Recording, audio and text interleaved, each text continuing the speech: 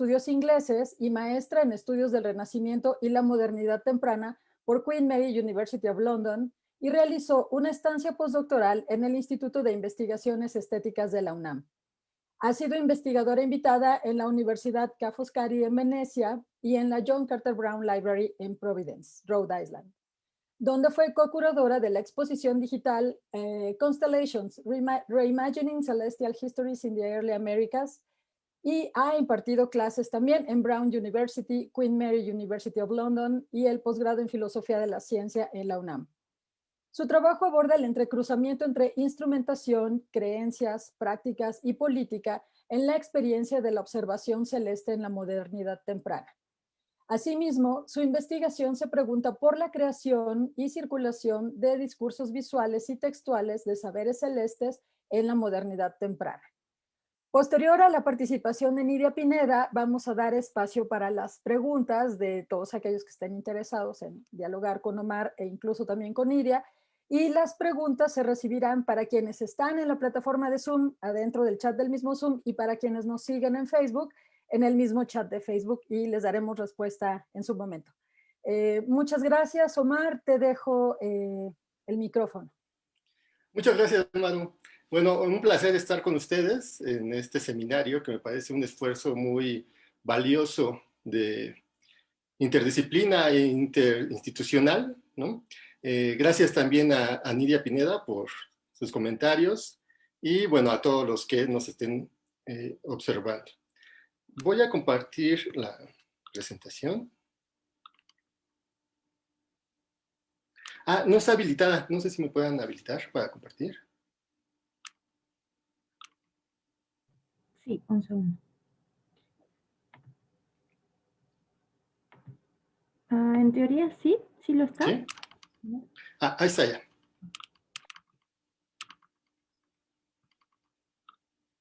Sí se aprecia, ¿no? Ok, perfecto. Bueno, una vez más, muchas gracias, es un placer. Yo voy a hablar de Caelo americano. He trabajado principalmente, como ya se mencionó, cuestiones celestes en la Nueva España, y lo que ahora estoy tratando de hacer es como aterrizarlas un poco más a lo terrestre, y por eso más vinculado con cuestiones cosmográficas, y también con sus repercusiones o su mutua interacción con cuestiones más sociales y políticas. Bueno, voy a hablar de Alonso de la Veracruz, que, bueno, es como uno de los clásicos, o debería ser uno de los clásicos del pensamiento, no solo mexicano, sino americano.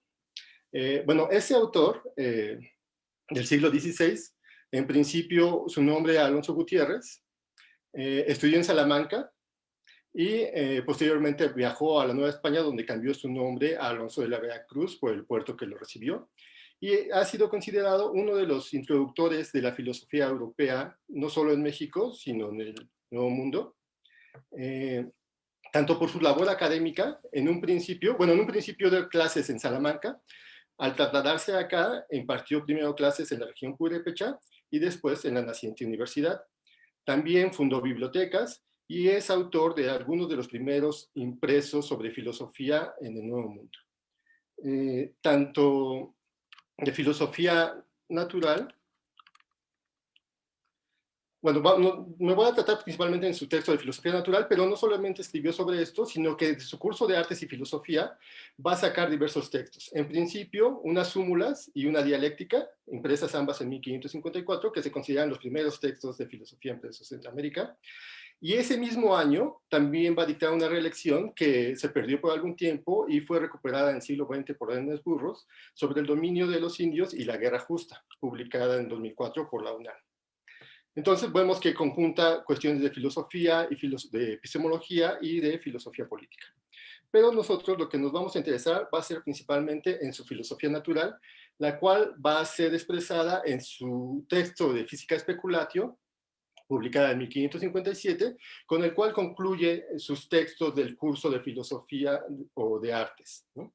Y principalmente nos vamos a centrar en el libro único sobre el cielo de su Física Speculatio. Bueno, el planteamiento general de la presentación se centran, como les decía, en cuestiones cosmográficas por las cuales entiendo, o se entendía en la época, tanto concepciones celestes como terrestres. Por estas últimas, pues principalmente cuestiones geográficas, climáticas, pero no solamente, como vamos a ver. Y bueno, puede ser representado por el texto clásico de Pedro Apano de la cosmografía, que tiene pues esta imagen donde se conjuntan, ¿no?, ambas nociones del mundo, celeste y terrestre. Un punto importante, como decía, es que va a introducir las concepciones del viejo mundo y del nuevo mundo, pero posteriormente también va a viajar de regreso a España, donde va a publicar sus obras nuevamente. Entonces voy a tratar de ver este desplazamiento, ¿no? En un momento en el que se está reconfigurando tanto la noción de los cielos como del mundo, ¿no? Entonces tratamos de ver eso, y en un sentido amplio, no solamente, digamos, natural, sino con sus implicaciones sociales, religiosas y políticas. Y a la vez que vamos haciendo esto, voy a tratar de contrapuntearlo o ubicarlo dentro de la historiografía de la ciencia en general. Bueno, como les decía, Alonso Gutiérrez nace en España, en Caspueñas, en el Reino de Toledo, y en su juventud le va a tocar pues un mundo bastante convulso, ¿no? La conquista americana, tanto en Nueva España como en Perú, la expansión imperial en ese sentido, hispánica, pero también las revueltas comuneras, ¿no? Entonces es bastante agitado su medio, pero viene de una familia, digamos, acomodada, y lo que le va a permitir estudiar primero en Alcalá y después en la Universidad de Salamanca, con autores como Francisco de Vitoria, y Domingo de Soto también va a tener una influencia importante en su pensamiento. Aquí, como les decía, ya va a empezar a impartir cursos de artes o filosofía, y bueno, digamos que tiene bastante aceptación. Va a ser tutor también de los hijos del cuarto duque del Infantado, Íñigo López de Mendoza, con el que puede ser que tuviera una relación de mecenazgo. Y bueno, está en ese contexto que pintaba como bastante prometedor, pero es convencido por los agustinos de que venga a impartir clases a los frailes, ¿no? Entonces, en 1536 se embarca, y en el transcurso del viaje lo convencen de que tome el hábito agustino. Entonces, al llegar a Veracruz, va a cambiar su nombre a Alonso de la Veracruz, y bueno, no solamente va a ser su nombre, sino que las perspectivas que le abre el Nuevo Mundo, pues también van a adquirir ciertos matices, que es lo que trato de rescatar un poco, ¿no? Bueno, para empezar, me parece importante recuperar algunas de sus nociones epistemológicas, que bueno, son como las generales de su época, y esto ha sido permitido por las traducciones de diversas partes, principalmente de su Dialéctica Resolutio, impulsadas por el Departamento de Letras de la Facultad de Filosofía de la UNAM, mediante tesis, por ejemplo, como la de Miguel Ángel Romero Cora y Perla Alejandro Soto, que han permitido pues adentrarnos un poco más en la epistemología de nuestro autor. Las nociones que quiero retomar son principalmente dos. Una distinción entre tipos de argumentos en un sentido clásico, principalmente aristotélico, que divide entre episteme o ciencia, que bueno, es un silogismo que va a permitirnos tener un conocimiento necesario y concluyente, ¿sí?, por un lado, y por el otro lado, la noción de dialéctica, que no va a tener ese carácter apodíctico, sino solamente probable, y que se va a relacionar con la doxa o la opinión. Entonces, va a ser probable en este sentido, de que es aprobado por autoridades probas, ¿no? No en un sentido matemático moderno. Pero va a retomar también un carácter dialógico controversial. Bueno, esta sería como la gran distinción, pero quiero señalar que en la dialéctica también no solamente se recurre a la autoridad, sino que también se recuperan o se apoya en argumentos probables y en evidencia empírica, ¿no? Un poco contrastando con la interpretación de Ian Hankin, que planteaba que en la dialéctica es puramente autoridad, ¿no? Entonces, lo que yo trato de recuperar es que sí está la autoridad, pero se da dentro de un debate en donde se plantean argumentos probables e incluso la evidencia empírica. Más allá de estas distinciones entre silogismos o tipos de argumentos, está la noción de ciencia como disciplina, ¿no? Y en estas nociones se puede recurrir tanto a argumentos que se plantean como necesarios o concluyentes, pero también solamente probables dialécticos. Entonces, en las distintas disciplinas, como en el caso de la cosmografía, se va a recurrir a ambos tipos de argumentos. Bueno, pasando a nuestro texto, como les decía, nos vamos a centrar en la física especulatio, donde va a trabajar la filosofía natural, y en este caso también ha sido permitido su estudio gracias a no solo a digitalizaciones, sino, por ejemplo, se cuenta también con el facsimilar impulsado por la doctora María Paz Ramos en 2012, así como diversas traducciones de algunas partes. De manera general, en la física especulatio, nos dice Alonso, que pretendió reunir toda consideración de las cosas naturales. Es decir, no trata solamente de los libros sobre la física, sino que la entiende como filosofía natural.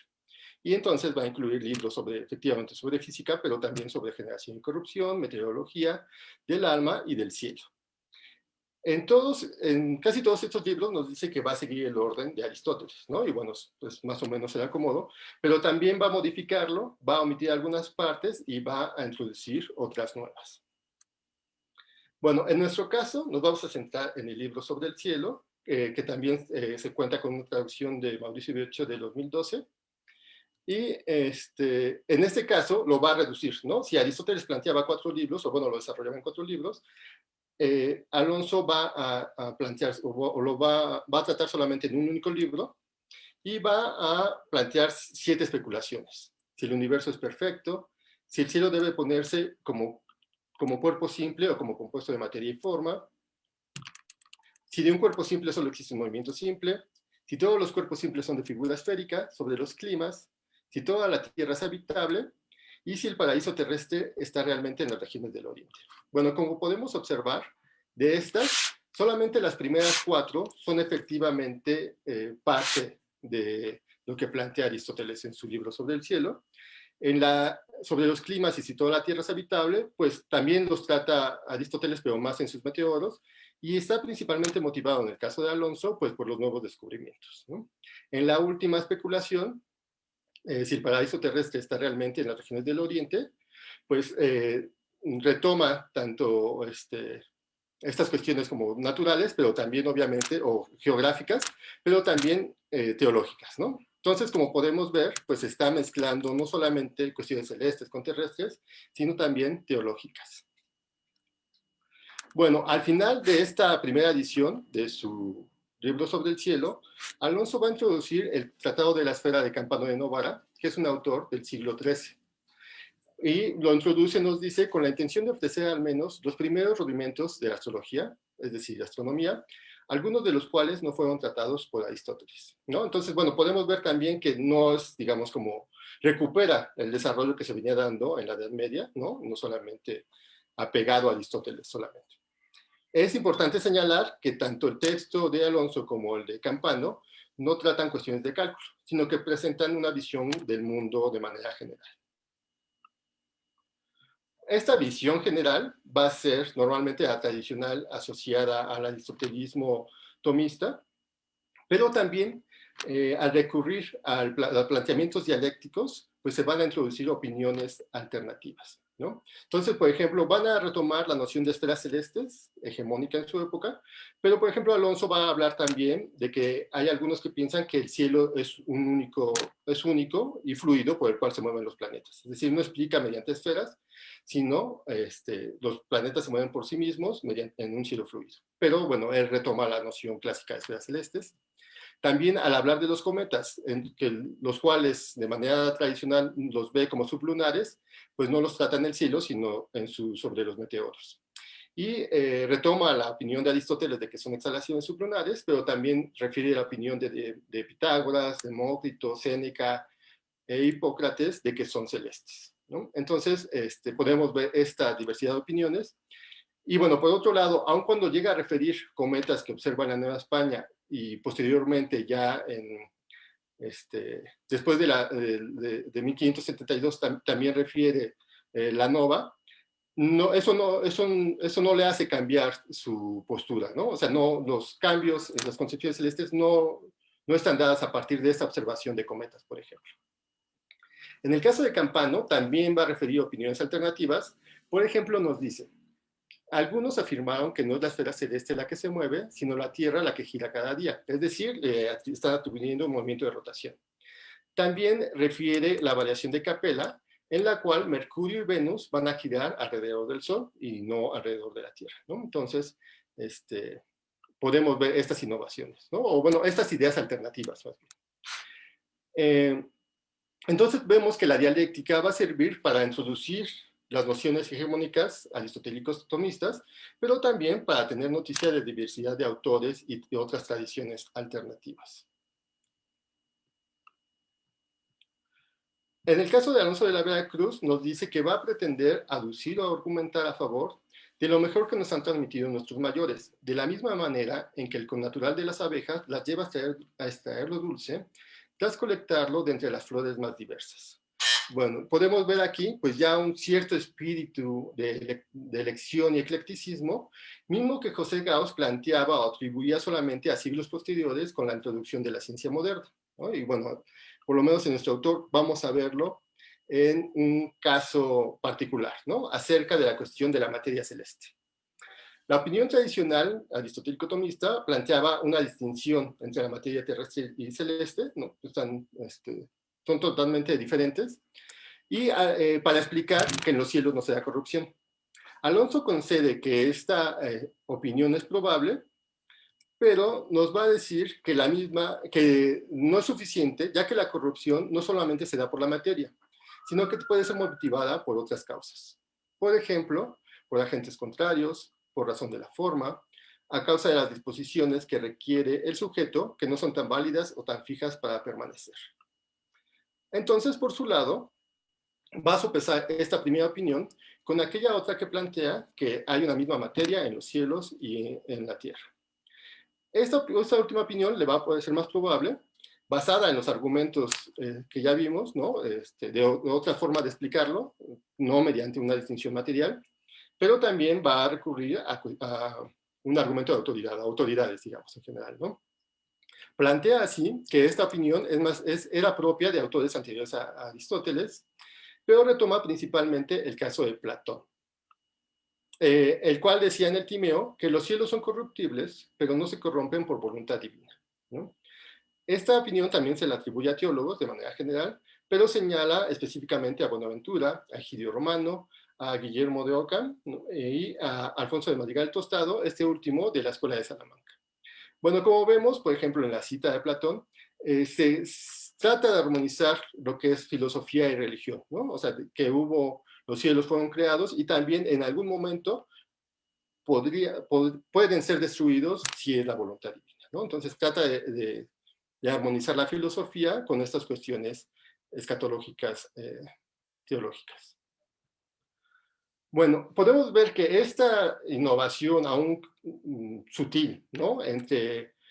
Rompiendo con la distinción tajante entre lo terrestre y lo celeste, pues se puede incluir en las innovaciones o los replanteamientos que se han venido trabajando en el caso europeo de unas décadas para acá, que rompen con la idea de que es con las novedades de la década de 1570 cuando empiezan las novedades celestes, ¿no? Sino que dentro del humanismo, de la recuperación de otras tradiciones, de otros autores, pues se van a empezar a generar cambios en las concepciones celestes y van a introducirse en estas argumentaciones dialécticas que decíamos. En el caso novohispano particular, pues la recuperación va a ser principalmente de la tradición platónica y de la exégesis bíblica, ¿no? En el caso de Alonso de la Vera Cruz. Bueno, pasando a las cuestiones terrestres, también, bueno, en el caso tradicional, pues se planteaban 5 zonas, ¿no?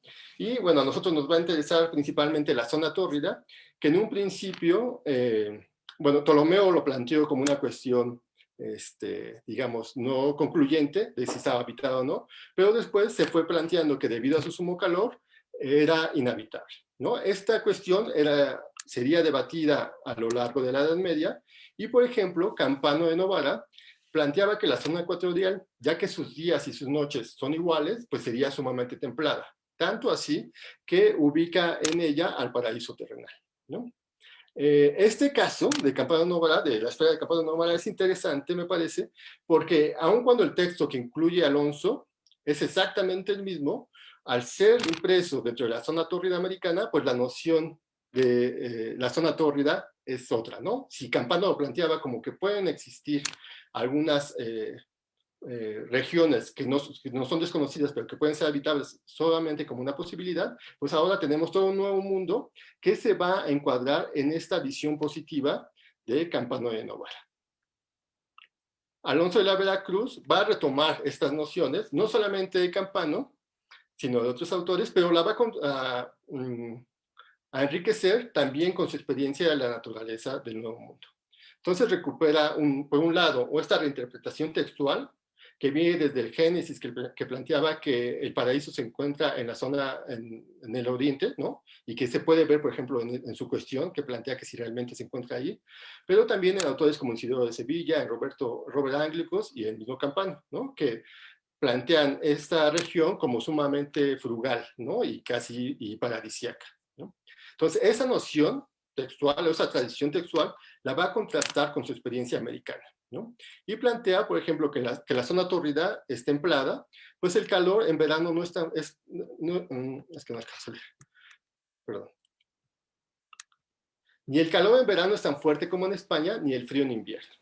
Por lo que la plantea como congruentísima habitación, con una perenne frugalidad, incluso en invierno, cuando se pueden comer higos, uvas y manzanas maduros, ¿no? Entonces está conjuntando estas dos, tanto la reinterpretación textual como la experiencia americana. Bueno, esto le va a permitir, pues, reivindicar, ¿no?, este nuevo mundo, del cual dice que parece superar al antiguo, o por lo menos lo iguala, ¿no? Entonces, bueno, un poco aquí quiero contrastarlo con lo que Cañizares Esguerra plantea como el surgimiento de una astrología patriótica, pero que atribuye al siglo XVII, ¿no? Me parece que desde el mismo descubrimiento podemos encontrar esta exaltación paradisíaca del Nuevo Mundo, y que se va a desarrollar a lo largo del siglo XVI. En nuestro caso, en Alonso de la Veracruz, es como muy patente, ¿no? Y que, bueno, va a conjuntar no solamente nociones naturales, sino también, como decíamos, sociales y teológicas. En este sentido, esta conceptualización del Nuevo Mundo va a tener, pues, toda esta diversidad, ¿no?, de aspectos que van a que se van a conjuntar al momento de conceptualizar al Nuevo Mundo.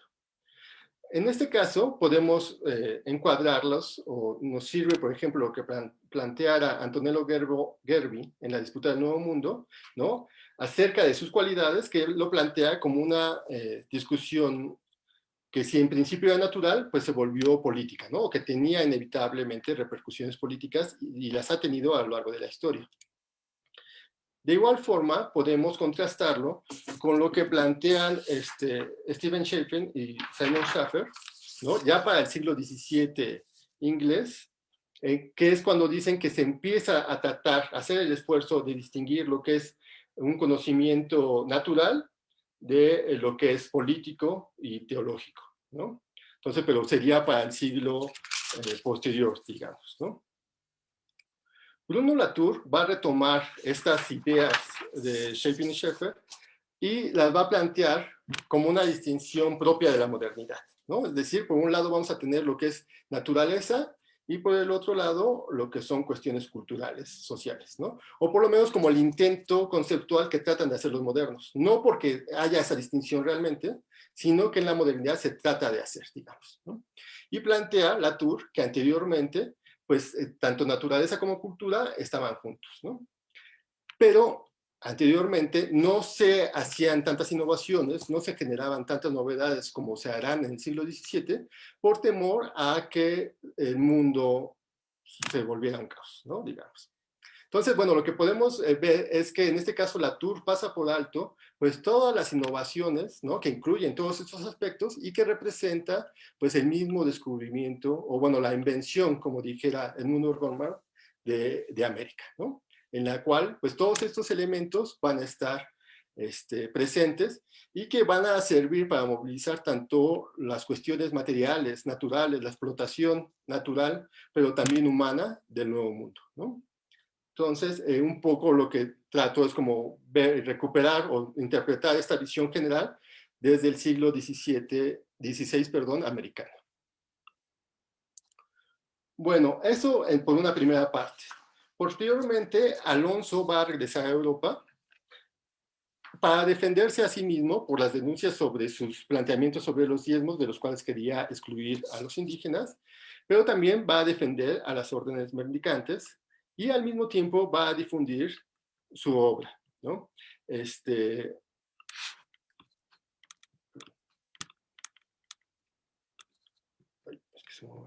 Okay. Va a ser una primera edición completa de su curso de artes. Bueno, aquí solamente retomo la física especulatio, en 1562, ese mismo año de su llegada, la cual va a ser impresa. Perdón.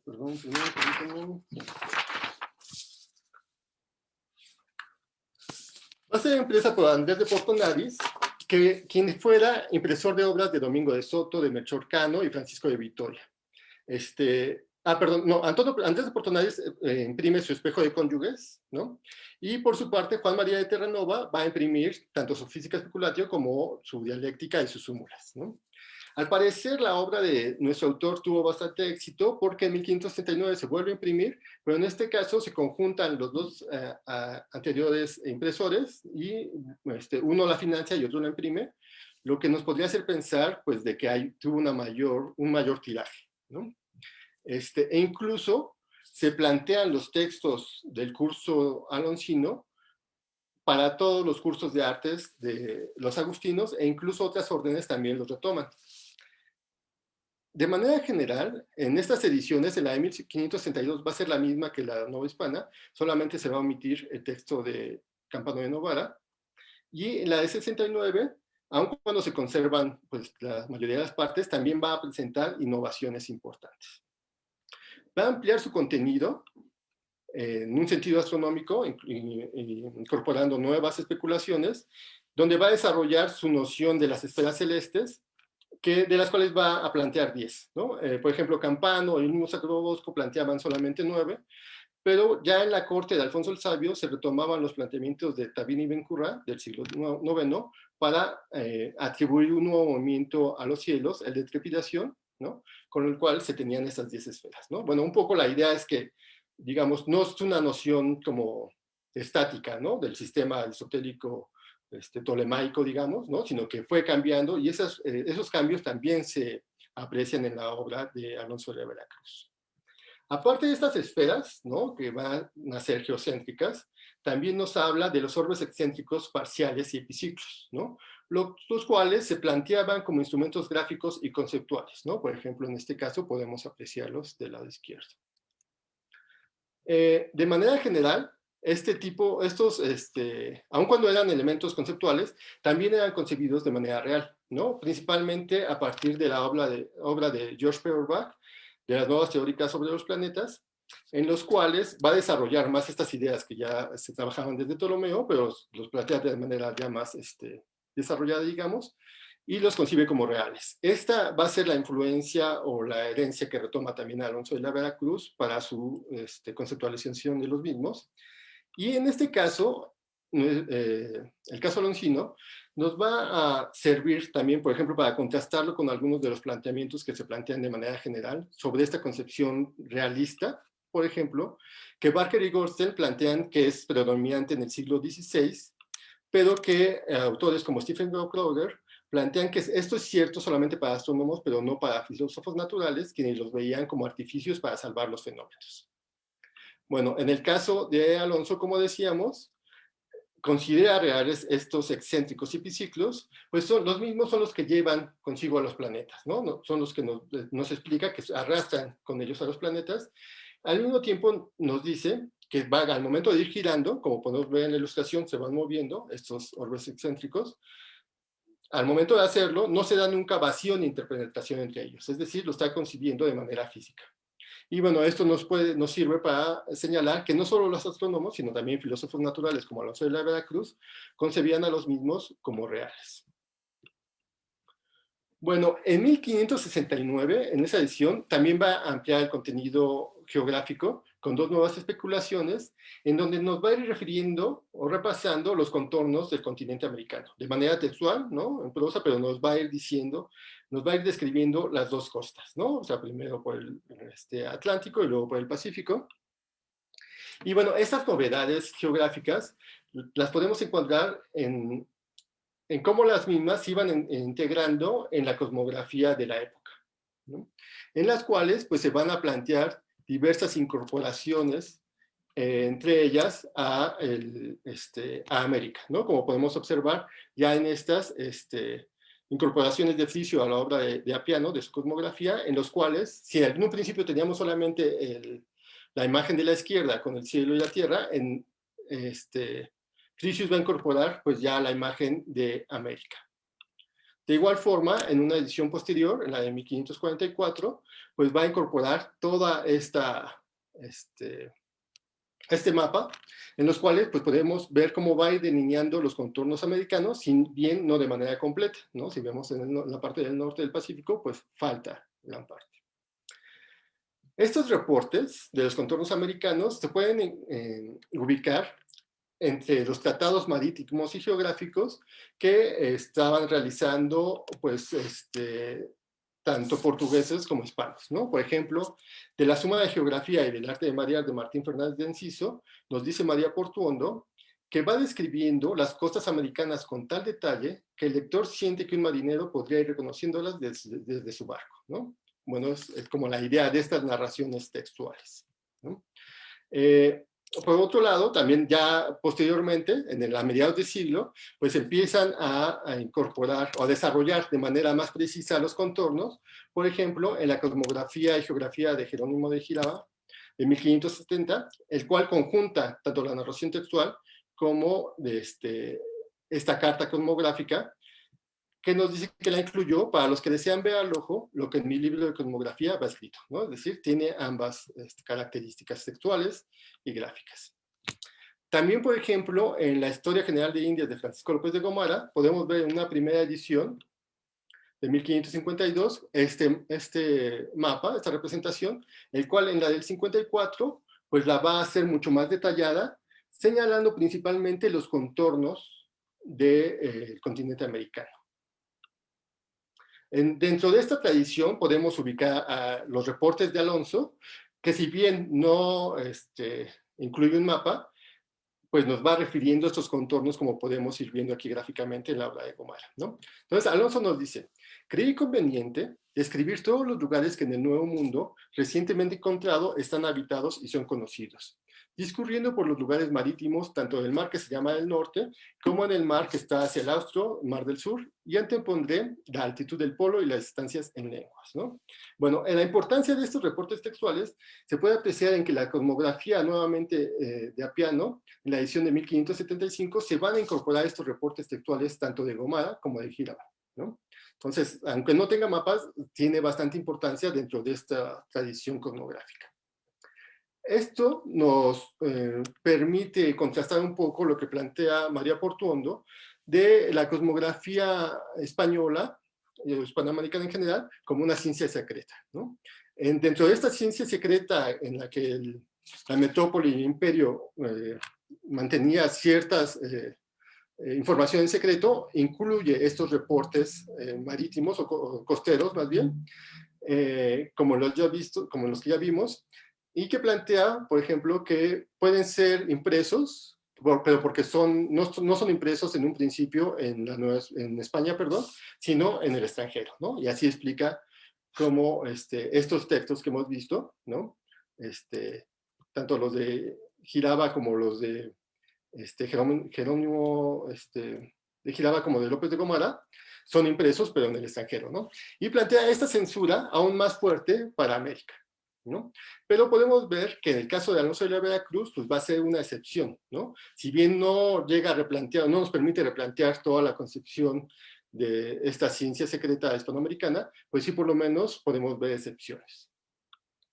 Por otro lado, una de las líneas que se ha recuperado en las últimas décadas ha sido pues de la experiencia americana y de los reportes, la recuperación de testimonios, ¿no? De informaciones dentro del Imperio Americano, ¿no? Entonces tenemos como libro de Antonio Barrera Osorio, pero también otros autores como Jaime Marroquín, Mauricio Nieto, José Pardo y Juan Pimentel han trabajado, ¿no? Esta recuperación de la experiencia y de los reportes a lo largo del Imperio hispanoamericano.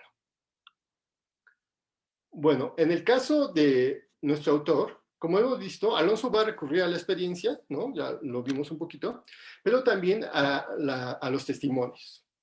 Aun cuando va refiriendo a las costas americanas, no refiere mucho sus fuentes, sí lo va a hacer en otras ocasiones, con diversos autores con los que va a coincidir ya sea en la Ciudad de México o en España. Con los agustinos, por ejemplo, Andrés de Urdaneta, ¿no? De quien refiere su travesía por el Estrecho de Magallanes, también así Martín de Rada, y Miguel López de Legazpi, quien fue alcalde de la Ciudad de México, ¿no? Y bueno, estos dos últimos también estudiaron en la Universidad de Salamanca, ¿no?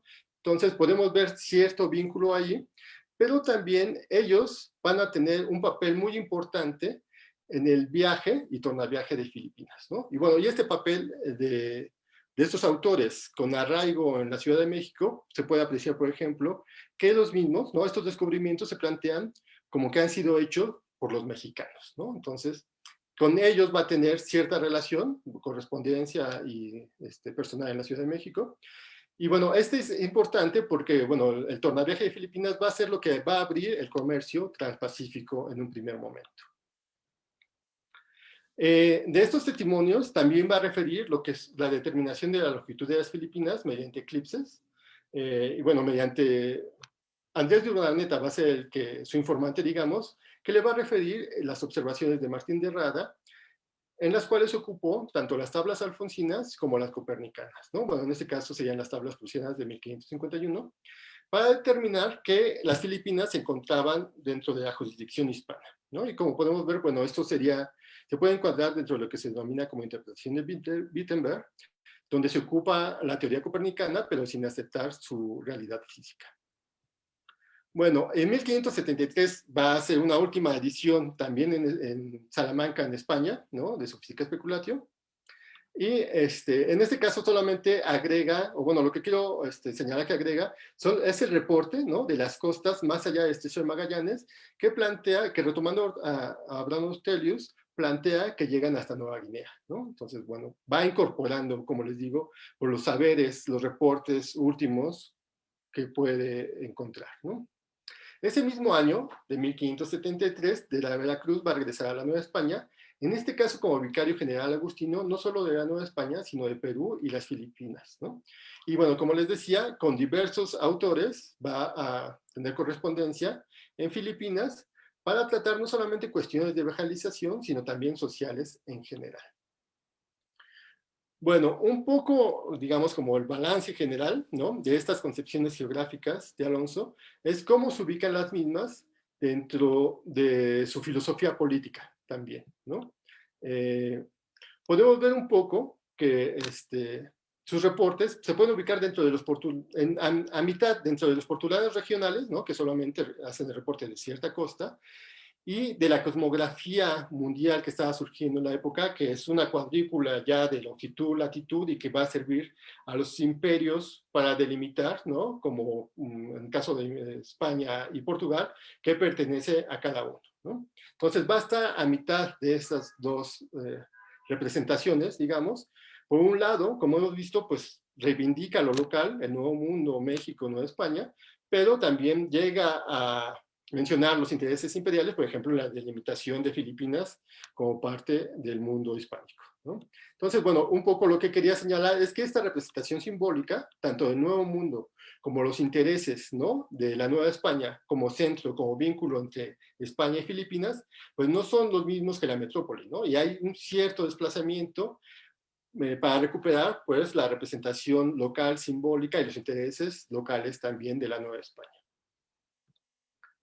Bueno, para terminar, como decíamos, Alonso de la Veracruz va a retomar la filosofía política que aprendió en Salamanca de Francisco de Vitoria, quien decía que el emperador no es el señor del mundo y que la donación papal no era válida, ¿no? Eso lo va a recuperar de la Veracruz, pero lo va a contrastar nuevamente con la experiencia directa americana, ¿no? Y con su defensa de los indígenas y de las órdenes mendicantes. Pero por otro lado, a pesar de que hace esta defensa, también al final de cuentas llega a reconocer de manera pragmática la conquista y el dominio español. Un poco lo podemos ver, por ejemplo, con esta cita de Martín de Rada, ¿no? Que está hablando de la cuestión. Más vale lo que está cascado procurar de sustentarlo que quebrarlo de todo, ¿no? Y bueno, se refiere a la colonia, ¿no? O sea, sí fue, no estuvo bien, no estuvo mal hecha, pero ya ahora, como está, es mejor que se mantenga a que echarla a perder por completo, ¿no? Entonces, bueno, eso lo va a plantear Alonso de la Veracruz en algún momento, pero, por ejemplo, Roberto Heredia nos dice que esto lo va a hacer no tanto para justificar el dominio español, o más bien el imperialismo español, sino para sustentar las bases de una convivencia en una sociedad multicultural como era la Nueva España. Es decir, consolidar esa sociedad, ¿no? Pero no el imperialismo. Y esto se nota, por ejemplo, cuando plantea que el gobierno de la corona no es absoluto, sino que recae en última instancia en la comunidad o república. ¿Sí? Entonces, ese dominio va a ser otorgado y transferido por esa comunidad, por esa república, por su voluntad, ¿no? Y solamente por su voluntad, no puede ser forzada, ¿no? Entonces, eso por un lado. Por lo mismo, la comunidad transfiere ese dominio al gobernante para el bien común, ¿no? O sea, no tiene otro sentido sino el bien común. Si el gobernante no procura el mismo, sino que se vuelve tiránico, la república, la comunidad puede deponerlo, ¿no? Entonces, bueno, podemos ver en estos planteamientos, pues lo que nos va a plantear Ambrosio Velasco como los inicios del pensamiento republicano y humanista, ¿no? De tradición hispánica, pero en el Nuevo Mundo, que llegan a verse todavía, a plantearse de manera más radical, ¿no? Y bueno, de manera general pueden verse como los inicios de la modernidad, ¿no? Incluido el pensamiento, el conocimiento. Encontramos ya, ¿no? En estos inicios lo que es el imperialismo, ¿no? Las prácticas, el pensamiento imperial, pero por el otro lado, pues también el humanismo republicano, el multiculturalismo en este sentido, y bueno, principalmente la idea de que el gobierno pues recae en el pueblo en general, ¿no? Como les digo, plantea Ambrosio Velasco, pero que es un planteamiento también similar, como en esta crítica radical al imperialismo moderno, a lo que plantea también Enrique Dussel acerca de Bartolomé de las Casas. Y bueno, eso era todo lo que les quería platicar ahora. Muchas gracias, Omar, por tu presentación, interesante sin duda. Y pues bueno, ahora le vamos a dar la palabra a Nidia para que ella haga los comentarios pertinentes a tu ponencia. Nidia, te cedo el micrófono. Hola a todos, buenos días. Me da mucho gusto estar aquí con amigos. Gracias, Omar, también por invitarme. Bueno, voy a hacer un comentario fragmentado para que Omar y yo podamos dialogar un poco y no solo sea yo hablando por 15 o 20 minutos. Entonces, dividí mi comentario en dos, posiblemente tres partes. Vamos a ver cómo sucede, pero no más. Y bueno, voy a empezar con la propuesta general. Me parece que Omar nos está planteando un viaje de un autor, de sus textos y de imágenes y de ideas. Es una historia de circulación en el sentido de que este es un personaje que realmente va y viene, da la vuelta, ¿no? España, México, España, regresa. Y también de obras que circulan en este sentido circular. Entonces, bueno, llega a México en 1536, en el 54 son sus dos obras filosóficas, ¿no? La Recognatio Simularum y la Dialectica Resolutio. La Física Speculatio se publica 3 años después y después regresa a España en el 62, ¿no? Para defender su obra y la postura de órdenes mendicantes respecto de el diezmo y el matrimonio indígena, por lo que entiendo. Este es un momento, regresa a México finalmente en el 73, y entre tanto se da una reedición de textos, una ampliación de textos, un aumento de imágenes y por lo que nos ha planteado Omar, este es un periodo en el que una obra se resignifica de manera importante Y me parece que vale la pena pensar un poco en cuáles son las, eh, las agendas cambiantes, ¿no? que impulsan estos cambios. Em, Eso como planteamiento general creo que será interesante discutir. Ahora, de manera más puntual, Omar empieza hablándonos sobre cuestiones epistemológicas que son importantes en la obra de Alonso de la Veracruz. Hay una discusión importante sobre la práctica de su argumentación filosófica, ¿no? De la dialéctica como una forma de difundir ideas alternativas, de sopesar, estoy citando un texto que circuló, de sopesar las distintas opiniones, argumentos y autoridades, llevando algunas veces a optar por concepciones alternativas a las usualmente aceptadas. Y la dialéctica, nos dice Omar, permite ir más allá de concepciones celestes aristotélico-tomistas hegemónicas. Subrayo un poco lo de hegemónicas. Nos habla de una lectura de Aristóteles especial en la cual se hace una selección de textos para una síntesis y se enfatiza en la meteorología. Y Omar nos dice que en el caso de Alonso de la Veracruz, estas cuestiones estaban más bien motivadas por los recientes descubrimientos. ¿Sí? También tenemos la lectura, voy a decir una traducción, porque creo que lo es, de una versión de la esfera, ¿no? En la cual la zona tórrida se considera un espacio habitable.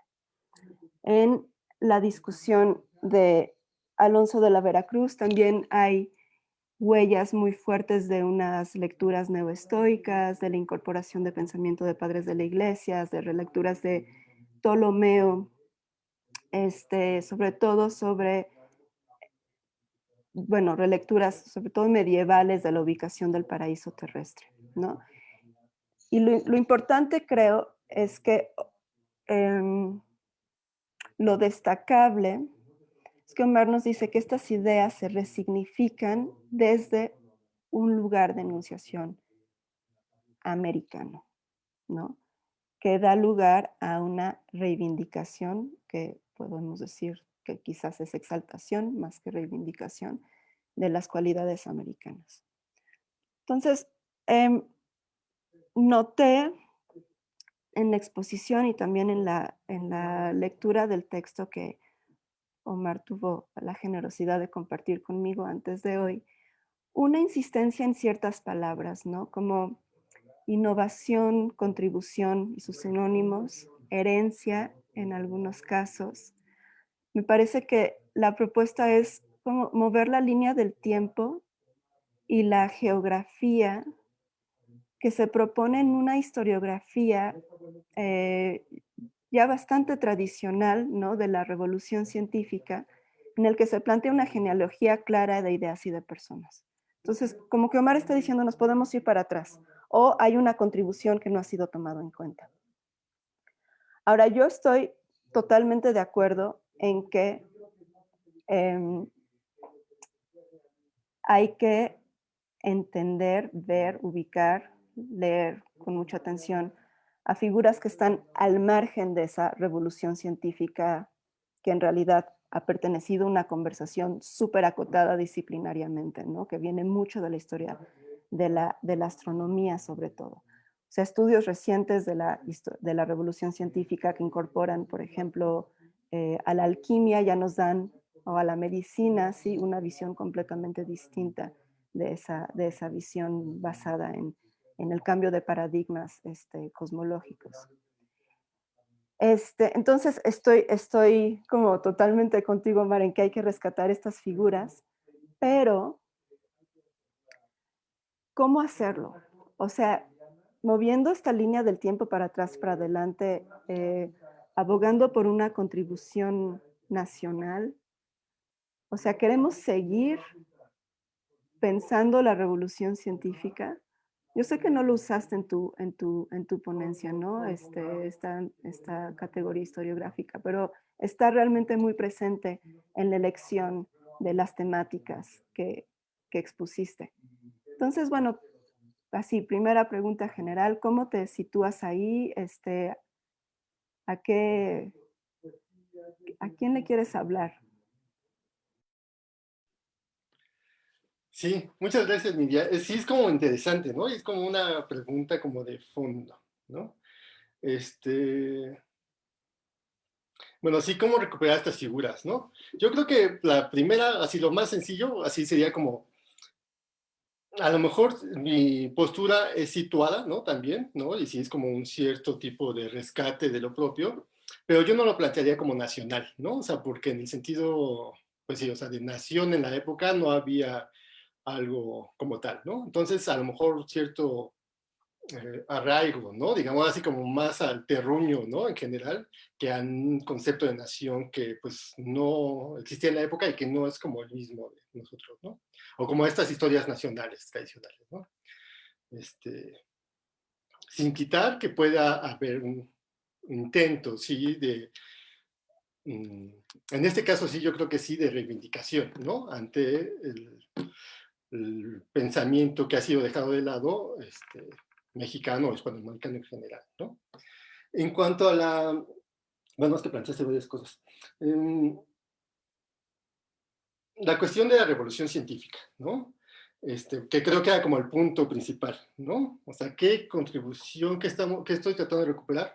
Creo que, bueno, por un lado antes, creo que sí, a lo mejor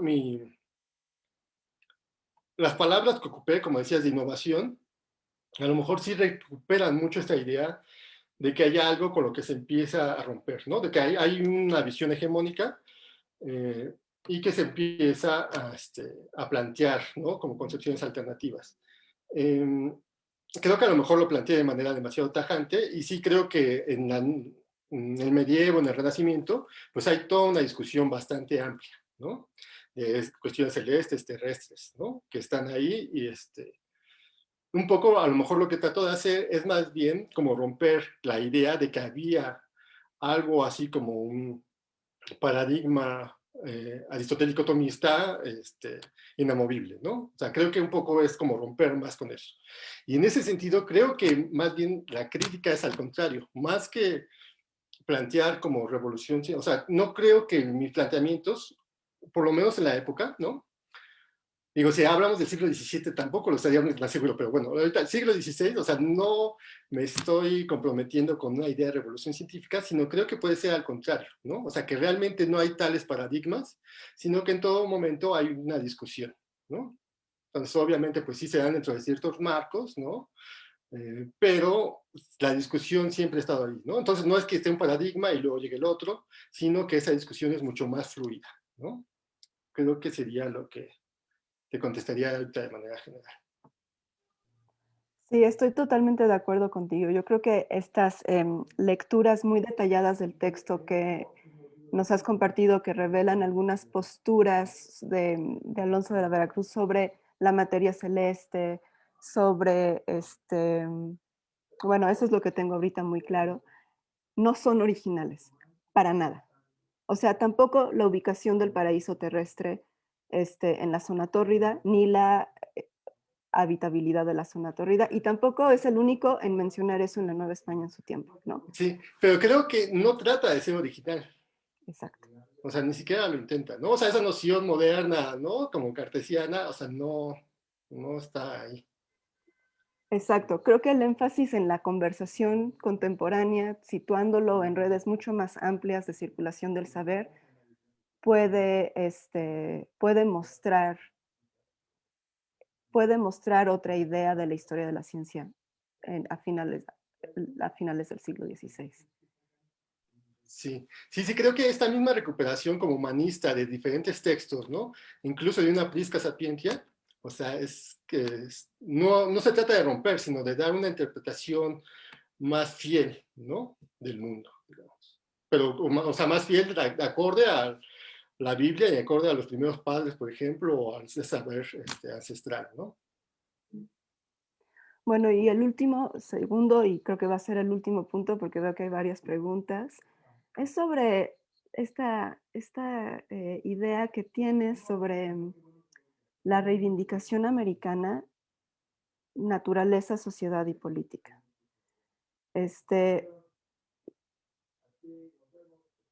Quisiera invitarte a que lo articularas un poco más, como uno, dices que Latour pasa por alto la diversidad de novedades que comienzan a generarse desde el siglo XVI, ¿no? En su distinción de la modernidad como un lugar en el que se simula la distinción entre naturaleza y cultura, básicamente. Entonces, otra vez es como cambiar la línea del tiempo. Tú estás diciendo, pues no está viendo que antes en América estaba sucediendo algo. ¿Va por ahí la idea? Sí, un poco creo que es lo mismo, como tratar de romper con estas historiografías bastante generales, ¿no? Como este marco que dice, bueno, hay un momento, en el siglo XVII, cuando se da la distinción entre naturaleza y cultura, es cuando se pueden permitir los hombres generar innovaciones, ¿no? Pero antes no. Un poco lo que se trata es, pues más que plantearlo como jalarlo para atrás temporalmente y decir, no, nosotros fuimos primeros, decir que lo mismo, o sea, esa prohibición, pues tampoco, no hay ninguna sociedad totalmente estática nunca, ¿no? Entonces, pero bueno, tampoco es plantearlo de manera simplista, sino historizarlo, ¿no?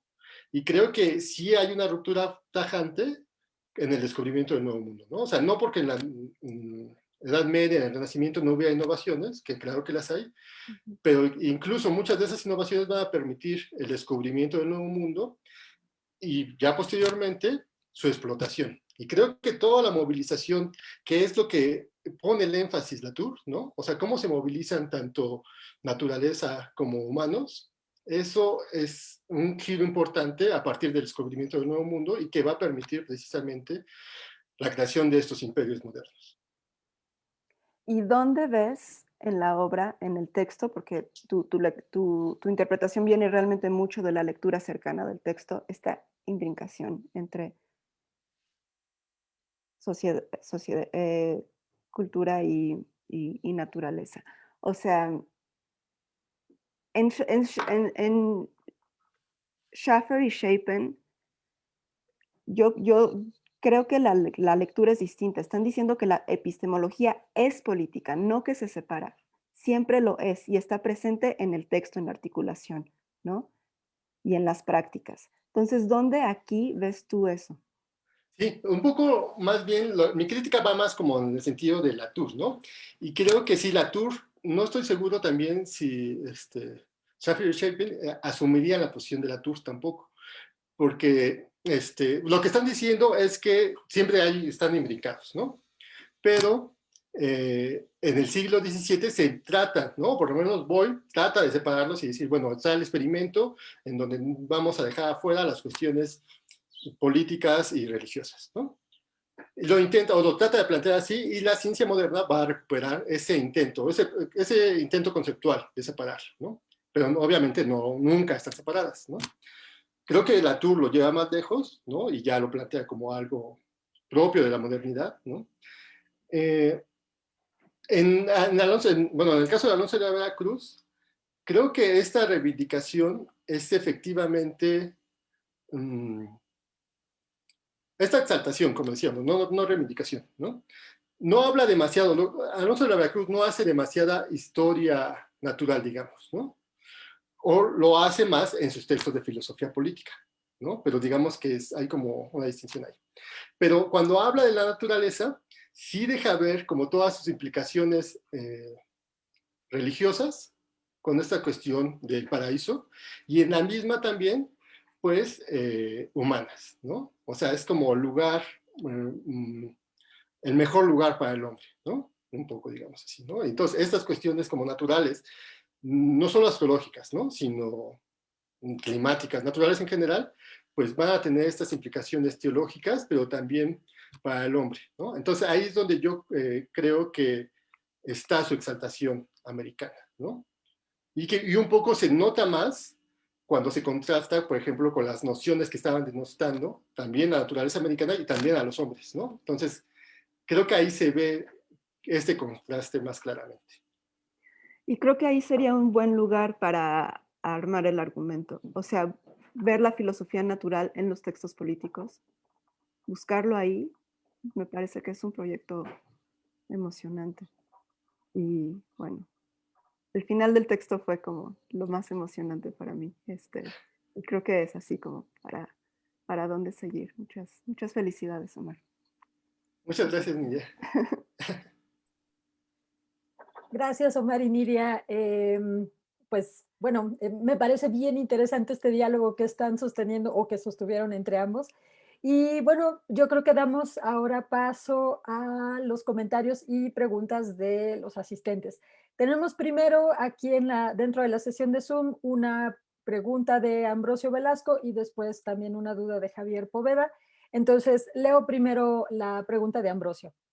Dice, bueno, felicidades Omar, muy original y reveladora presentación de los orígenes de la ciencia mexicana en Alonso de la Veracruz.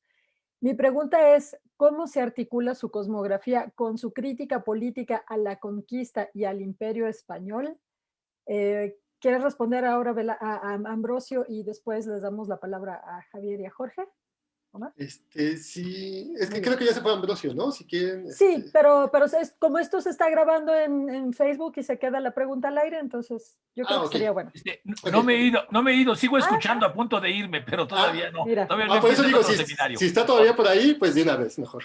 Sí, creo que esa pregunta es como la pregunta, ¿no? O bueno, es algo que traté de responder, pero es algo que estoy trabajando, ¿no? Y no lo tengo tan claro. A lo mejor me faltan elementos, a lo mejor no está tan claro tampoco en sí, ¿no? Creo que lo que traté de plantear es que la cosmografía de Alonso se va a ubicar, ¿no? Dentro de esta reivindicación local que les planteaba y dentro de los intereses imperiales, ¿no? Entonces va a haber un juego ahí, ¿no? O sea, porque exalta, ¿no? Que las Filipinas pertenecen al mundo hispánico, ¿no? Y eso es algo un poco como, digamos que se enorgullece, ¿no? O digamos que es como algo propio, ¿no? Se apropia de ese ideal como imperial, pero por el otro lado, pues hace toda esta exaltación americana, ¿no? Y creo que eso lo deja un poco como en medio, ¿no? Y a lo mejor como políticamente, cauto, digamos, está como en esa posición intermedia que no se ve tan clara, ¿no? Pero creo que también en su cosmografía se refleja, ¿no? Como a mitad entre ya esta representación del mundo global, ¿no? Cuadriculado, y estas portulanos, digamos, como de regiones particulares, ¿no? Creo que está ahí. Y sí, creo que no lo tengo tan claro, pero creo que es en su filosofía política donde se aprecia más que efectivamente está haciendo una crítica, ¿no? A la conquista y al imperio español. En el caso, por ejemplo, cosmográfico, en algunos momentos parece que sirve como enlace, ¿no? Como otros muchos agustinos o ciudadanos de la Ciudad de México, digamos, o de Nueva España, están enlazando lo que son las Filipinas con el imperio, ¿no? Con la metrópoli. Entonces hacen como ese enlace, ¿no? Inevitable, ¿no? De mercancías, pero también de pensamiento. Y un poco lo que quería señalar es que no coinciden ambos, ¿no? O sea, aun cuando está en medio, los intereses, las visiones que van a tener estos personajes novohispanos no va a ser la misma que va a tener la metrópoli, ¿no? Entonces, se aprecia que hay intereses, concepciones diferentes, pero no me queda tan claro, o sea, no, porque muchas veces no lo hace tampoco claro Alonso, ¿no? Si realmente está haciendo una exaltación, una defensa férrea, digamos, de los intereses novohispanos, o qué tanto asume o se subyuga, digamos, a los intereses imperiales. No sé si queda claro un poco. Creo que se fue. Supongo que sí Sí. queda claro. No, Eso sí, sí. gracias. No me he ido, gracias. No es que tengo apagado mi micrófono, gracias. Gracias, Ambrosio. Bueno, le damos la palabra a Javier. Tengo también por aquí alguna pregunta en Facebook. Está Jorge Laris, Diana también. Entonces, Javier, por favor. Bueno, muchísimas gracias por tu presentación. eh, Estuvo muy interesante. Bueno, yo tengo una duda, pero es más respecto con el tema de la religión. O sea, no sé si tú le ves al texto como una defensa de la fe católica en este sentido, porque los protestantes tomaron, bueno, no todos los protestantes, pero hubo un cierto grupo de los protestantes que tomaron las ideas de Copérnico en defensa.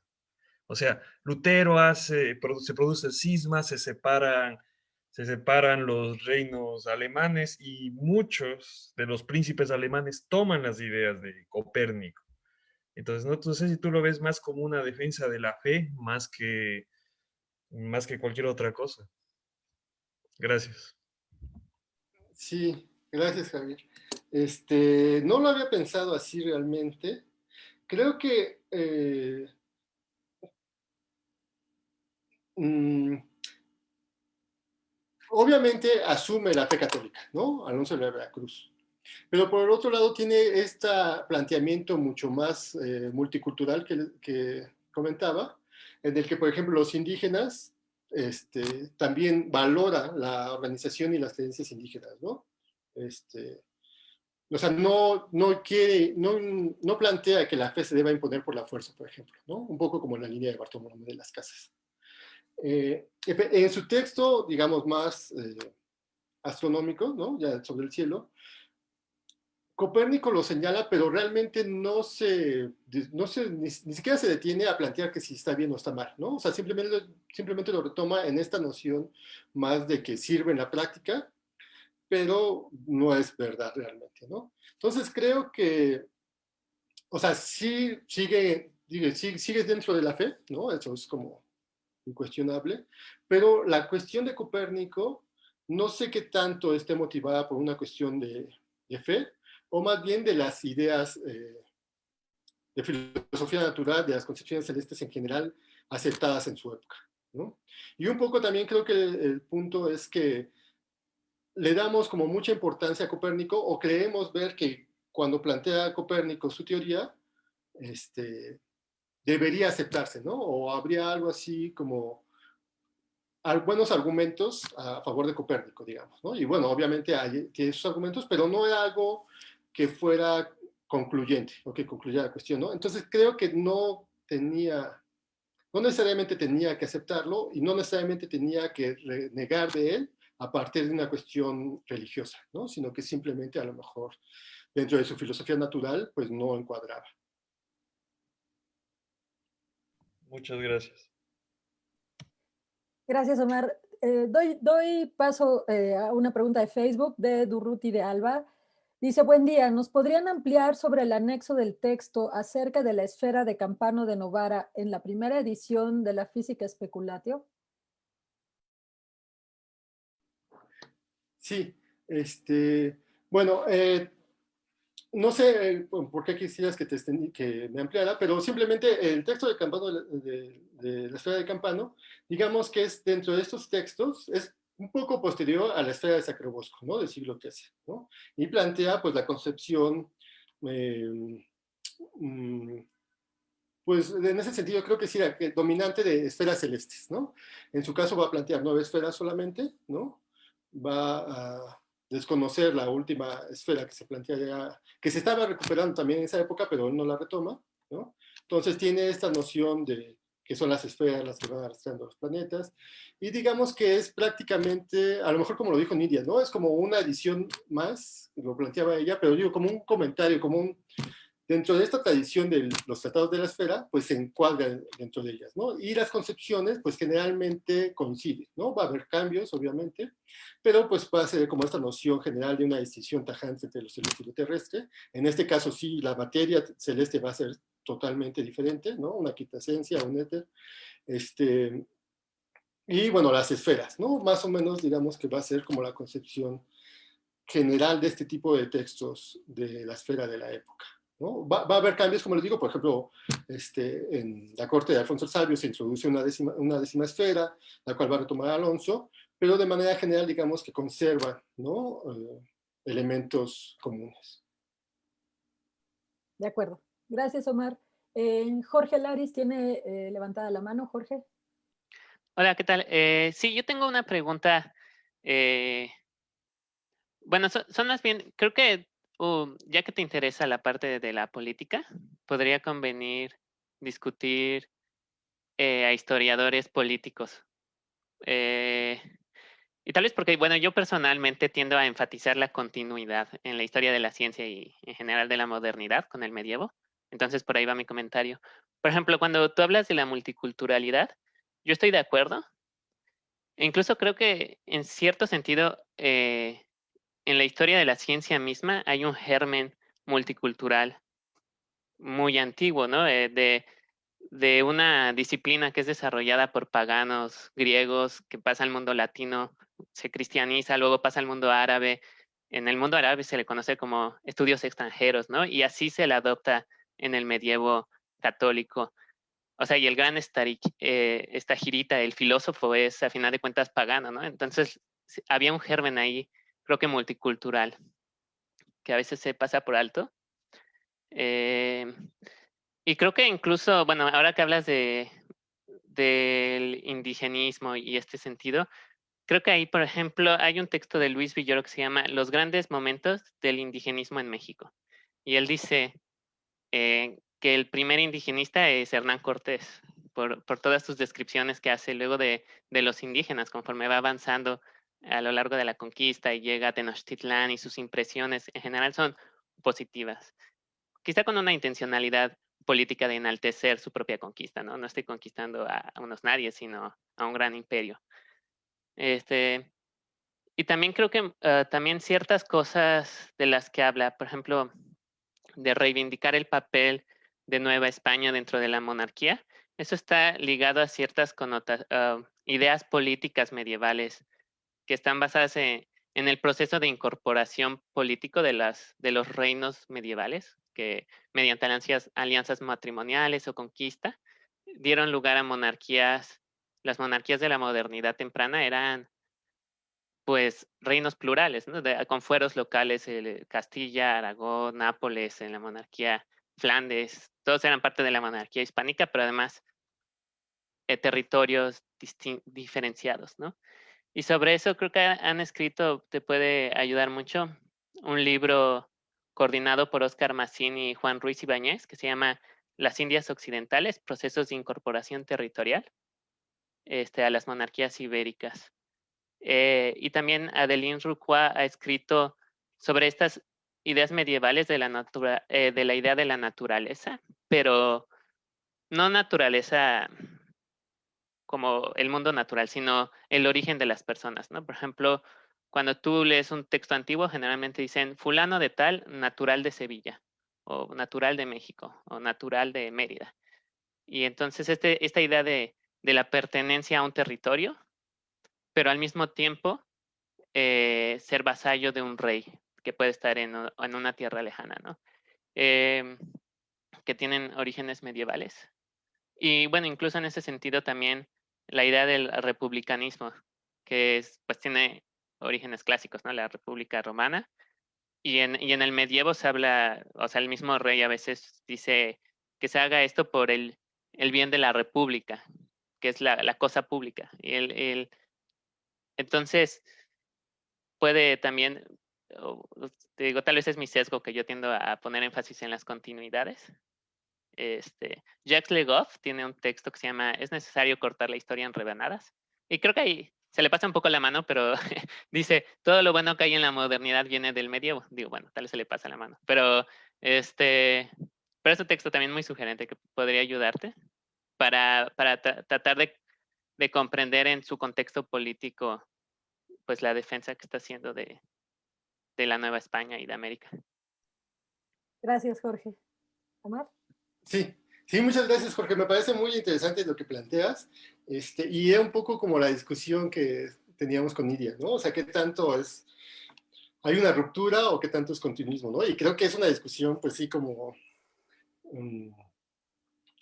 o sea, que está ahí dentro de la historia de las ciencias, ¿no? O sea, como dices, ¿no? De Le Goff, pero también de Duhem, ¿no? Entonces, creo que es como muy interesante y creo que lo interesante es, pues, ver los detalles, ¿no? O sea, ver qué es lo que va cambiando, cuándo va cambiando, cuándo hay digamos, una etapa más o menos estable, cuándo se dan cambios más fuertes, ¿no? O sea, más que plantearlo así, ¿no? O sea, sino historizarlo, ¿no? Al fin de cuentas, ¿no? Lo que, lo que enriquece, ¿no? Estas visiones, ¿no?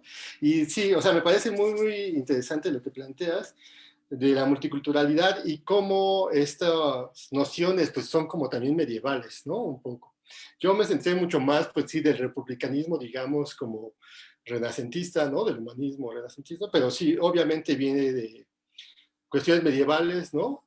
Feudales, y que un poco lo que traté de señalar al principio era como eso, ¿no? El medio donde se da, donde crece Alonso de la Vera Cruz, pues está dentro de esta expansión imperial, pero también tenemos las revueltas comuneras, ¿no? Y que están reivindicando, pues, estos intereses locales que tú planteas, ¿no? Entonces, toda esa tradición, pues, va a llegar también a la Nueva España y se va a reinterpretar, o Alonso lo va a reinterpretar también en el caso de las comunidades indígenas, ¿no?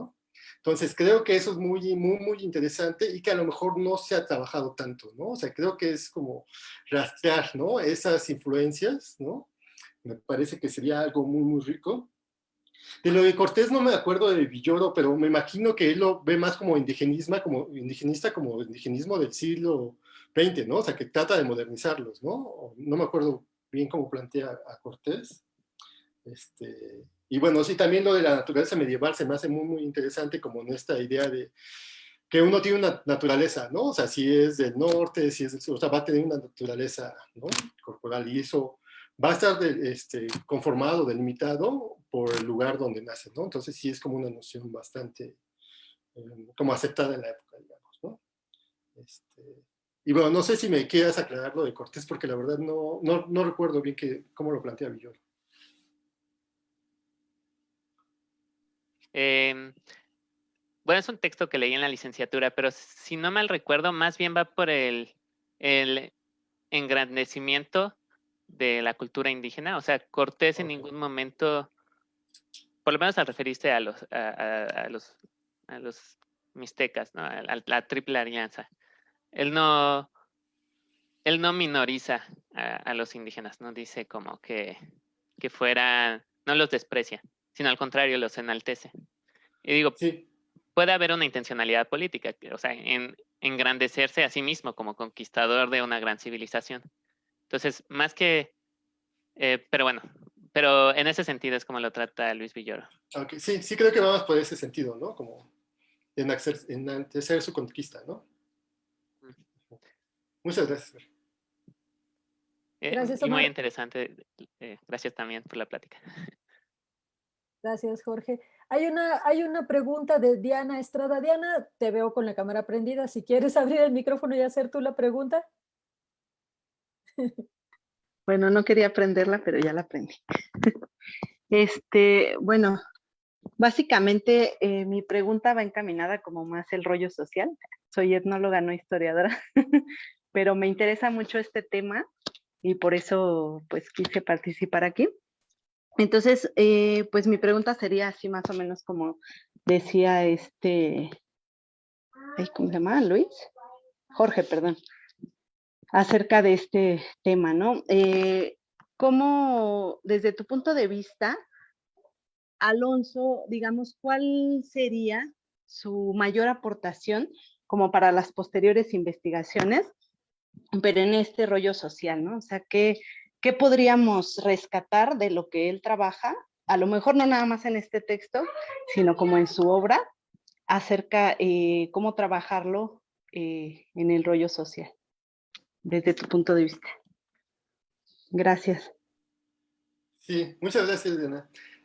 Creo que un poco con lo que terminé, que bueno, es que yo trabajo más como cuestiones celestes y entonces ahorita como trato de aterrizarla, pero sí, creo que esta cuestión como republicanista, ¿no? O sea, obviamente la defensa del indígena creo que es como muy, muy importante, como en contra de los intereses imperiales, digamos, que lo desarrollan en la práctica, pero me parece que lo fundamental sí es su defensa del republicanismo, ¿no? O sea, de que el poder parte, ¿no? Recae y siempre permanece en la comunidad, ¿no? Entonces, creo que eso funciona, o sea, que es valioso en su época, pero es valioso actualmente también, ¿no? Entonces, creo que es sumamente importante esa idea, ¿no? O sea, que es como muy básica a lo mejor, pero creo que sería como lo más importante que podría dejarnos. Gracias, Omar. Felicidades. Gracias. Gracias, Omar. Pues bueno, por ahora no tenemos ya más preguntas ni en Facebook ni aquí en Zoom, a menos, claro, Nidia, venga. Yo tengo otra pregunta que estaba pensando. Si vemos esto, digamos, desde la historia del libro, pensando en los cambios que hay en las ediciones que se publican en España, en el apoyo que hay de los impresores, en la edición de los textos, ¿no? Que sí, como que cambia bastante el género, ¿no? De la físico speculatio en su versión posterior. ¿Qué tanto sabemos de mecenas, de públicos, o sea, ¿crees que haya cambiado la obra porque se redirige el discurso? O sea, pensando que publica en México en la Nueva España a mediados de los 50, ¿no? 1554. ¿Cuánto cuesta publicar? Muchísimo, ¿no? ¿Quién lo apoya? Y después, ¿qué cambia? ¿O qué sigue en España? ¿Por qué seguir publicando? Porque publicar es un manifiesto, ¿no? Es una forma de promoción, es una proclamación de alguna forma. Entonces, eso, cómo cambian los públicos y cómo cambia el discurso. ¿Y qué tiene que ver eso con apoyos sociales, con el orden social en el que está producida la obra? Sí, es una cuestión como muy interesante, pero a la cual sí me falta como meterme más, ¿no? Más hacer como el trabajo de rastrear en archivos dónde están, quién está financiando sus obras, ¿no? Creo que podría pensarse, como dices, ¿no? En mecenas, de los cuales ya conocía en Salamanca, en principio, pero aquí, no sé, a lo mejor la universidad, la verdad no creo, pero por ejemplo los agustinos o alguien más, ¿no? Digamos, y de regreso a España, pues también, o sea, algunos de sus impresores pues son como bastante reconocidos, ¿no? Son como parte de los Junta, algunos, entonces creo que hay cierto interés ahí importante. De incluso sus obras, ya se estaba tratando de publicarlas antes de que él viajara, ¿no? Desde el 60, 61, ya están como, ya encontramos, ¿no? Estas peticiones de publicación. Entonces, cuando él llega, pues prácticamente se imprimen, ¿no? Y se imprimen, pues igual, sin modificaciones, ¿no? Se quita, por ejemplo, el Tratado de la Esfera de Campano, ¿no? Entonces, sí se ve que, al parecer, lo que trata de hacer en la Nueva España es como introducir las nociones pues, más aceptadas sobre los cielos o sobre cuestiones diversas. Y allá lo que sí va incorporando diversas cosas, ¿no? Tanto en los cielos como en cuestiones geográficas. Y parece que sí va dirigido como a un público o dentro de una discusión, ¿no? Por ejemplo, en la cuestión geográfica es como bastante claro, de los nuevos descubrimientos dentro de los textos cosmográficos, pero también en las cuestiones celestes, pues sí le da, lo trabaja más, ¿no? O sea, las esferas celestes, los excéntricos, todo esto ya es como, digamos, pues no es como cuestión de cálculo demasiado avanzado, pero sí ya es como más complejo que lo que publica en un principio aquí, ¿no? Entonces sí creo que se da como bastante, ese cambio, ¿no? Se nota bastante. Y no sé, se me olvida algo que te iba a comentar ahorita.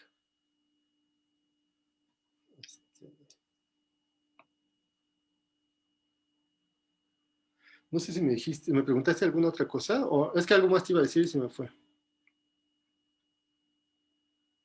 Bueno, si quieres. No, nada más es como una pregunta, si podemos entender un poco el peso político de la obra pensando no solo desde los contenidos, sino desde las formas en que llegan a la imprenta, ¿no? Porque Okay. sí, la circulación de la información geográfica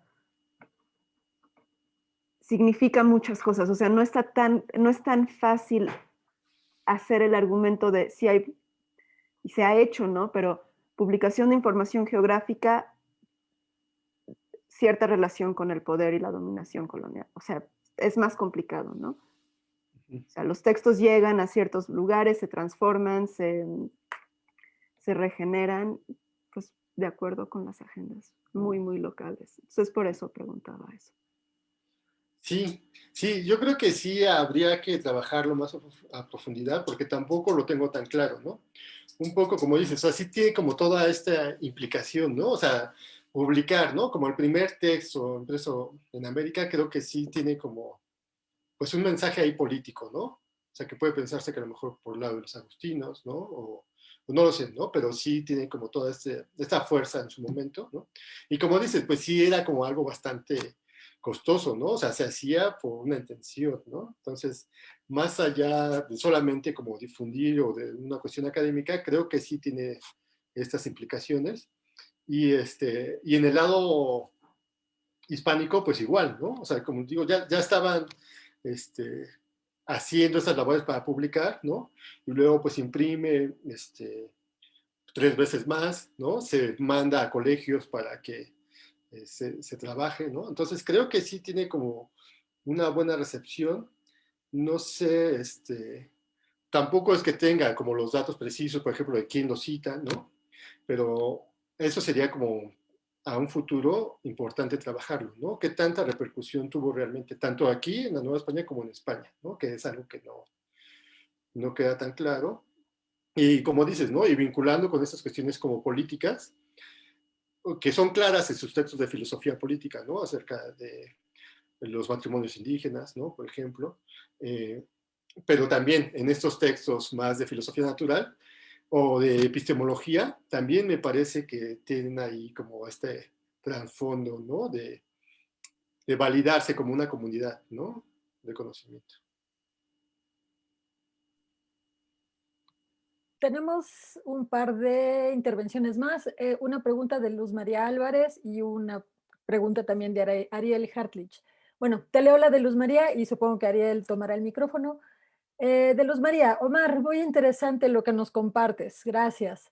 ¿No era una novedad en el contexto histórico, geopolítico, cultural de Alonso incluir en sus argumentos a la experiencia y los testimonios también en su obra política? Creo que es como parte de la misma discusión que hemos tenido. O sea, ¿qué tanto es innovador o no, no? O sea, creo que más bien, o sea, mi planteamiento está, o lo que trato de hacer es señalar que pues ese recurso a la experiencia, pues ya estaba desde el mismo descubrimiento, ¿no? El hecho de encontrarse con un nuevo territorio desconocido, pues ya es una contrastación empírica, ¿no? O sea, inevitablemente, ¿no? Entonces, como cuando se plantea que es como algo posterior, es como un poco más como recuperarlo, ¿no? Y no porque sea el primero, ¿no? O con eso se rompa, pero que ya estaba presente, ¿no? Pero sí creo que es como una contrastación empírica importante, pues la emergencia de un nuevo mundo, ¿no? Y que, bueno, aparte, esta experiencia, digamos que era pues podría ser compartida por todos, ¿no? O sea, podían venir quien fuera, podría contrastar, por ejemplo, las cualidades, ¿no? O sea, si era realmente tan calurosa como se planteaba o era templada la zona tórrida, ¿no? Entonces era una experiencia que, pues cualquiera que viniera al Nuevo Mundo podía experimentar, ¿no? En el caso de los testimonios, pues también, ¿no? O sea, sí se dan estos reportes, ¿no? O sea, de viajeros, de exploradores, ¿no? Entonces es algo que pues se viene desarrollando en la época. Y a lo mejor un poco más la pregunta va entre qué tanto es en su obra política o natural. Creo que en ambos casos es equiparable, ¿no? O sea, tanto aquellos que reportan las nuevas tierras o las islas en un principio, por ejemplo, y las comunidades que ahí vivían, pues también están haciendo esta labor sociológica, ¿no? De interpretación de las comunidades que se van encontrando, ¿no? Tanto en un principio, digamos, sin tanta estructura o complejidad social, y ya después, por ejemplo, con los mexicas o purépechas o mixtecos o otros grupos, ¿no? En Perú, por ejemplo, ¿no? O sea, creo que en ambos casos, pues se da tanto una experiencia directa, ¿no? Como la recuperación de testimonios para aquellos que pues no tenían esa experiencia directa como tal. Ok. Ariel, ¿quieres abrir tu micrófono para preguntar y después Carlos? Sí, buenas tardes. Quería hacer dos consultas que tienen que ver con un tema que estoy trabajando y como lo mencionaste, verdaderamente desconozco el trabajo de Alonso, pero mencionaste a Piano y Gema Frisius como influencia en el trabajo de Alonso y verdaderamente ellos, o sea, y sobre todo Gema Frisius, fue el que desarrolla el tema de la triangulación, que es la base de la cartografía moderna. Quería saber si Alonso llevó adelante trabajo o levantamiento de este tipo en América, aplicando las técnicas que había desarrollado, básicamente, bueno, a Piano sí, y que la perfecciona Gema Frisius, ¿no? Si hay algún registro cartográfico con estas técnicas de triangulación modernas para el momento, para Occidente, realizadas por Alonso. Y por el otro tema, en esto bueno, creo que usaste el término de multiculturalismo, o que buscó cierta integración o de comprender las culturas indígenas, me vino a la mente lo siguiente. Hay más o menos para esa época, quizás un poco antes, Sagún también con las encuestas que hacía y los registros, o sea, buscaba recuperar el conocimiento indígena, o sea, o asimilarlo esto te quería consultar, ¿no? Más bien asimilarlo a la doctrina, a la cultura occidental, a la doctrina católica. Y por un lado, en las encuestas que él hacía con los informantes sobre el tema de astronomía, él no las comprendía bien, o sea, y catalogaba o encuadraba todo dentro de astrología. O sea, como que por un lado la conquista suprimió o por lo menos la impresión que uno tiene, suprimió el conocimiento astronómico indígena, pero por el otro, estos actores que buscaban recuperar el conocimiento originario, o sea, en realidad no comprendían el conocimiento astronómico y lo asimilaban a una cuestión astrológica que tenía más que ver, creo, con lo ritual o con las creencias, que con un conocimiento astronómico de índole más empírico, más, si queremos, no sé si usar el término científico, pero que tenga que ver más con el desarrollo de un conocimiento sobre la naturaleza que con un tema más místico, más mágico, ¿no? No sé si fui claro con las dos preguntas, pero bueno, un poco esto, que son temas que me interesa indagar. Sí, muy bien, Ariel, muchas gracias. Sí, ambas creo que son interesantes. En el caso de la cuestión cartográfica, y de otras cuestiones, digamos, como más técnicas, por ejemplo, la determinación de la posición geográfica o de la longitud, ¿no?, geográfica de la Ciudad de México, Alonso la llega a referir, pero de manera muy aproximada, ¿no? No dice sus mediciones, sino simplemente como de tantas horas aproximadamente, ¿no? O sea, como que no está realizando realmente esta labor técnica.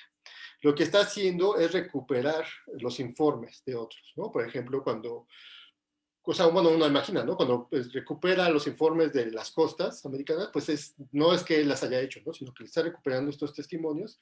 Y en la cuestión cartográfica, o bueno, la triangulación, creo que pasaría algo parecido, ¿no? O sea, él realmente no está haciendo estos mapas, sino que más bien lo que está haciendo es como una labor de filosofía natural, ¿no? O sea, su ámbito es como más filosofía natural, ¿no? Entonces creo que no desarrolla tanto estas cuestiones más técnicas, digamos, ¿no? Aun cuando podría ser, tener noticias acerca de ellas, ¿no? Por el otro lado, la cuestión del multiculturalismo, ¿no? Sí, bueno, creo que en el caso de Sagún, efectivamente, como lo comentas, está más enfocado a la conversión, ¿no? O sea, que estudiarlos para convertirlos, ¿no? En Alonso no me queda tan claro porque no, No tengo demasiada noticia, a lo mejor la hay, de cuestiones de evangelización, ¿no? O sea, que realmente se haya convertido, haya desarrollado cuestiones de evangelización. Supongo que sí, ¿no? O sea, no lo dudo, pero su labor es principalmente como más académica, ¿no? Entonces, por ejemplo, él lo que va a ser en la región purépecha, le va a dar clases al hijo del último Calzonsi, ¿no? Entonces va a tener como va a permearse, digamos, de la cultura, ¿no? Y de la organización social indígena, ¿no? Y es, por ejemplo, lo que plasma en su espejo de cónyuges, ¿no? O sea, estudia las formas de matrimonio indígena y dice que son igual de válidas que las cristianas, ¿no? Entonces, bueno, tiene como esta apertura, ¿no? No plantea que solamente digamos, el catolicismo es la única verdad, o que puede plantearse como o imponerse como la única verdad, sino que hay comunidades que tienen otras formas, ¿no? De organizarse, ¿no? Y otras creencias. En la cuestión de la astrología, sí, creo que es una cuestión interesante porque, bueno, para empezar, pues estaba como esta cuestión que no era tan clara entre la diferencia entre astrología y astronomía, ¿no? Pero creo que lo que hace, digamos que Sahagún va a despreciar los conocimientos indígenas, más allá de bueno, sí, un poco como lo dices, porque no sabe astronomía, ¿no? Y a lo mejor los cálculos astronómicos eran muy buenos de los indígenas, pero él no podría notarlo, ¿no? Entonces, pues en ese lado, pues sí. Y por el otro lado, la cuestión ve muchas de las prácticas indígenas como astrología porque son numéricas, ¿no? Entonces tienen ese calendario ritual, ¿no? De 20 días por 13 meses, ¿no? En el caso lunar, ¿no? Entonces eso lo ve él prácticamente como una cuestión numerológica, ¿no? Entonces como en esa cuestión como más de como de estas prácticas de adivinación, digamos, de manera general, ¿no? Dentro de las cuales se encuadra la astrología, ¿no? Y por eso las desprecia, ¿no?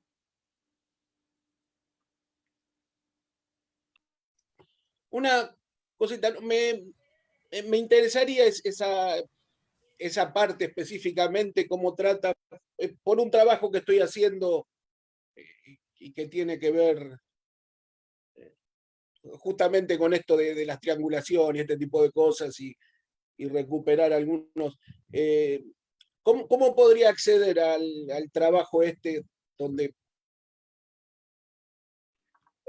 O sea, ¿cuál trabajo te interesa, perdón?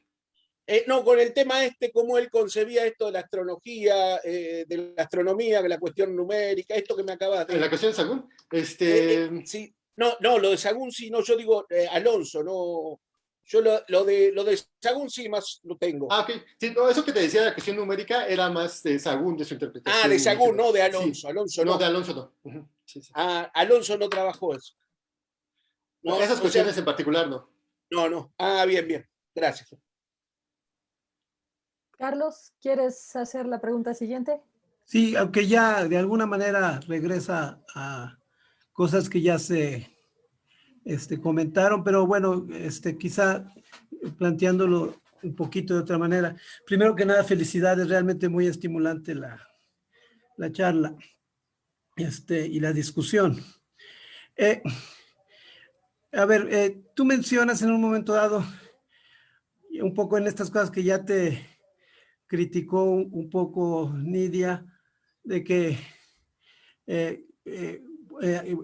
Cañizares es guerra en su astrología patriótica. Bueno, nos presenta una serie de posicionamientos locales, justamente patrióticos, contestatarios respecto a ciertas posiciones centradas más en Europa, y tú lo que dices es que esto se puede encontrar ya en movimiento pues desde antes, ¿no? Y en particular en el caso de Alonso. Entonces, la pregunta que yo te haría es si se puede esto, o podrías, con la información que tienes y la manera en que entiendes tú la obra y el desarrollo de Alonso, narrar o reportar o revisar como una, un desarrollo una secuencia en donde una persona, tanto tú como Nidia hablan de distintos momentos, de ir y venir y de ir, digamos, haciendo más compleja y más diversa la obra.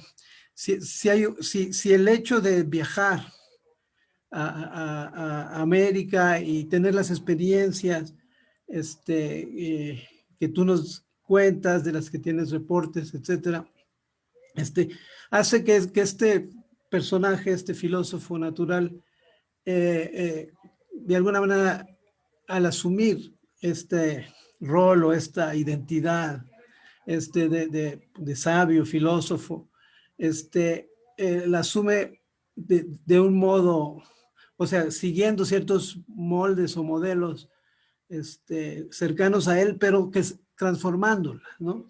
Y si de alguna manera esa transformación tiene que ver justamente con que el espacio de interlocución que él concibe y el espacio de inteligibilidad en el que se mueve se transforma simplemente por esas experiencias americanas, este conocimiento pues de otras formas de ser y de vivir, ¿no?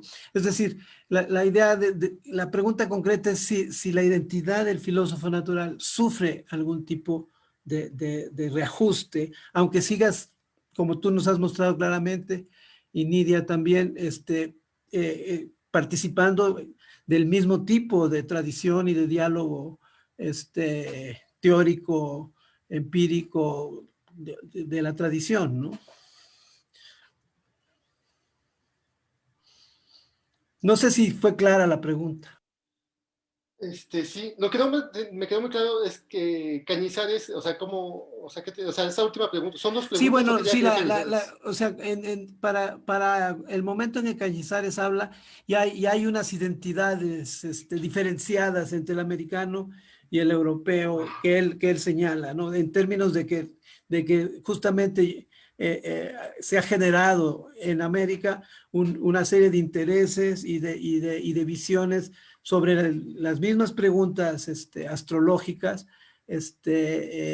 y los mismos tipos de teorías, pero digamos, se cambia precisamente porque son criollos, ¿no?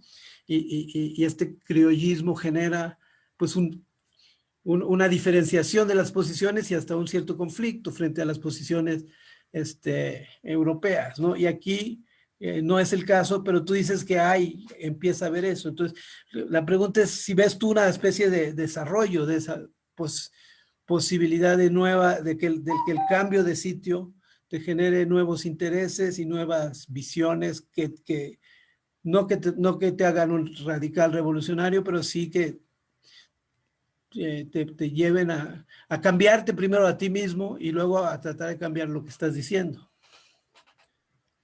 Ok, sí.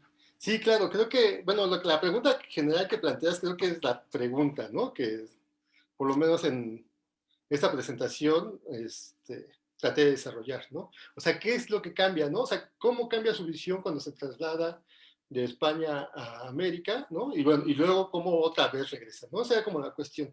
Y creo que efectivamente pude rastrear algunos puntos que cambian, pero también se ven las diferencias, ¿no? O sea, creo que, por ejemplo, en el caso de las nociones celestes, no es tan clara, ¿no? Esa influencia del mundo americano. O sea, porque está hablando de estas concepciones que se hablaban en Europa de igual forma, ¿no? Entonces, creo que ahí no se aprecia tanto, pero sí en sus cuestiones, en sus informes geográficos, ¿no? Se puede apreciar obviamente pues todos estos reportes, ¿no? De estar como conformando los contornos del nuevo mundo y también en su filosofía política, ¿no? O sea, creo que ahí es como clarísimo que el contacto, o sea, tenía toda la escuela de Salamanca, ¿no? Con el humanismo, ¿no? El republicanismo de Vitoria, entre otros, pero aquí pues lo lleva a la práctica y también pues ve cómo se dan los hechos, ¿no? Las injusticias que se dan, como formas o planteamientos de cómo podría estructurarse como estas nuevas sociedades o cómo están estructurando, ¿no? Entonces pues tiene esta defensa, ¿no? De los gobiernos indígenas incluso, ¿no? O sea que dice que no hay justificación de por qué quitarlos si ya están bajo las órdenes de la corona, ¿no? Entonces, pues por ejemplo, en el caso de Purépecha, pues podría gobernarlo, ¿no? El hijo del último calzón sin problemas, ¿no? O sea, que no tendrían por qué estar los españoles por encima, ¿no? Si ya están aceptando la corona, ¿no? Digamos. Entonces, creo que eso le da como mucha riqueza, ¿no? Pero más en cuestiones políticas y geográficas, ¿no? En cuestiones celestes, pues sí, no se aprecia tanto. Y creo que es como interesante, bueno, ahora que me lo explicaba lo de Cañizares, porque sí, ¿no? En este primer caso, pues son españoles, pero que pues ya tienen cierto arraigo en el Nuevo Mundo, ¿no? Entonces, pues también tienen como, sí, se da como esa exaltación, reivindican un poco lo local, lo defienden, ¿no? No solo, digamos, con los encomenderos, ¿no? Con el clero secular, sino que van a hacer esa labor a la metrópoli, ¿no? Entonces, bueno, tienen como ese juego ahí un poco, ¿no? Entre negociar también con la corona, ¿no? Y bueno, creo que sí va a ser diferente de lo que van a desarrollar los criollos. Tampoco creo que sea una ruptura, ¿no? Tan tajante, por ejemplo, como plantea Cañizares, sino que sí viene de una tradición. Gracias. A ti, Carlos. Gracias, Omar. Pues bueno, aquí tenemos felicitaciones para ti y para Nidia. Y pues bueno, estamos ya a unos cuantos minutos de llegar a la hora de cierre de nuestra sesión. Y entonces, pues bueno, si no hay más por el momento, entonces vamos cerrando nuestra sesión del mes de abril. De nuevo agradeciendo a Omar y a Nidia por sus aportaciones y sus exposiciones y el diálogo entre ambos. Y pues antes de cerrar, quiero solo recordarles que el próximo mes tenemos también sesión. La sesión de mayo será el día 19 a las 12 horas de tiempo de la Ciudad de México y tendremos pues una sesión brasileña. Ambos invitados son brasileños y expone Flavia Preto de Godoy y le comenta Tomás Haddad. El tema será Naturaleza Peregrina, conocimiento sobre la fauna y la flora del Nuevo Mundo en las obras de los cronistas oficiales. Y pues bueno, les estaremos enviando ya las invitaciones por correo electrónico como es costumbre y de todas formas, si también en Facebook nos quieren contactar, pues ya saben que ahí también les respondemos cualquier mensaje que nos manden, ¿no? Entonces, bueno, gracias a todos por compartir con nosotros. Un saludo y pues vamos cerrando la sesión. Pues gracias a todos por acompañarnos. Chao.